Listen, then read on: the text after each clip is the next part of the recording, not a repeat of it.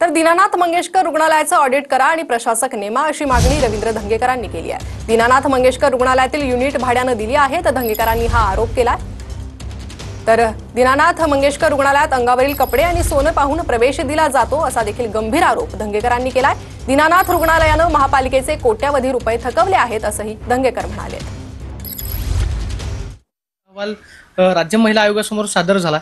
त्याच्यामध्ये असं सांगण्यात आलेलं आहे की 5.5 तास रुग्ण जो आहे तो दवाखान्यामध्ये वेटिंगवरती होता, त्याच्यावरती प्राथमिक उपचार केले गेले नाहीत आणि या मृत्यूला जे आहे ते मंगेशकर रुग्णालय प्रशासन जे आहे ते जबाबदार आहे।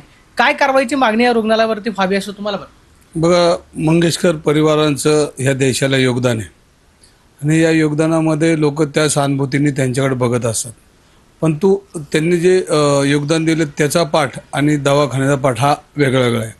त्याच्यामध्ये जे संचालक आहेत ते कुठल्या पद्धतीने काम करतात, काय करतात ह्याची तपासणी केली पाहिजे।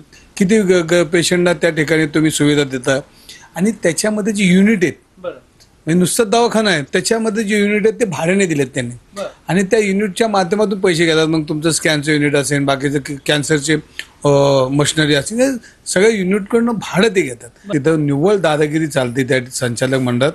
उलट प्रशासक त्या ठिकाणी नेमलं पाहिजे आणि प्रशासकाच्या माध्यमातून तिथला कारभार चांगला चालू केला पाहिजे। कारण हे जे नेमलेत हे संचालक नाही, हे मालक म्हणून त्या ठिकाणी वावरतात। मालक संचालक मंडळाला जबाबदार आहे का?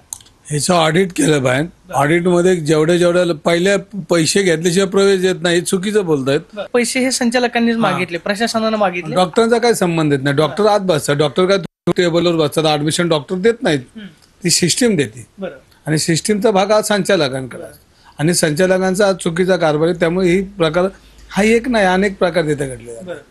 आता मग या संस्थेचं ऑडिट करावं आणि प्रशासक नेमावी मागणी। हे जे बोलतात ना आता प्रेस, काल मी पाहिलं काहीतरी बोलत होते, मी म्हणलं याचे बघायलाच नको, कारण ते आम्ही किती स्वच्छ आम्ही किती चांगले हे सांगण्याचा केलो आणि प्रयत्न करतात। हा तसा प्रकारच नाही। तुम्हाला सांगतो त्या दवाखान्यामध्ये सगळ्या अटी शर्ती भंग केलेल्या आहेत। उलट तो दवाखाना प्रशासनाने सरकारने ताब्यात घ्यावा आणि सरकारने चालवावा। अभिजित पिसेसोनी, प्रदीप कापसे, TV9 मराठी।